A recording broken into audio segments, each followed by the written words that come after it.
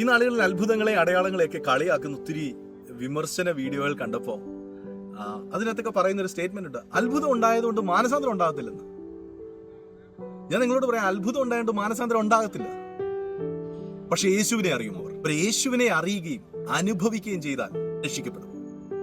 എനിക്ക് നിങ്ങളോട് പറയാനുള്ളൊരു കാര്യം, യേശുവിനെ അറിയാതെയും അനുഭവിക്കാതെയും കുറെ തിയറികൾ മാത്രം പറഞ്ഞ്, കുറെ ഡയലോഗുകൾ മാത്രം പറഞ്ഞ് പ്രസംഗിച്ചുകൊണ്ട് എന്നാ കാര്യമാണ്? പക്ഷെ ഈ നാളുകളിൽ യേശുവിനെ അറിയുകയും അനുഭവിക്കുകയും ചെയ്യുന്ന ഒരു തലമുറ എഴുന്നേൽക്കാൻ വേണ്ടി പ്രാർത്ഥിക്കുക. തിരുവചനം പറയുന്നു, അത്ഭുതങ്ങളാലും അടയാളങ്ങളാലും വീര്യപ്രവർത്തികളാലും ദൈവം തന്റെ സഭയെ ഉറപ്പിച്ചു എന്ന്.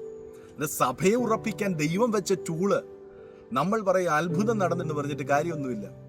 ഈ നാളുകളിൽ പ്രാർത്ഥിക്കണം, കർത്താവെ, ഞാനായിരിക്കുന്ന മേഖലയിൽ ദൈവപ്രവർത്തികൾ വെളിപ്പെട്ട് ഒരു തലമുറ മാനസാന്തരത്തിലേക്ക്, രക്ഷയുടെ അനുഭവത്തിലേക്ക് കടന്നു വരാൻ പ്രാർത്ഥിക്കുക. ഗോഡ്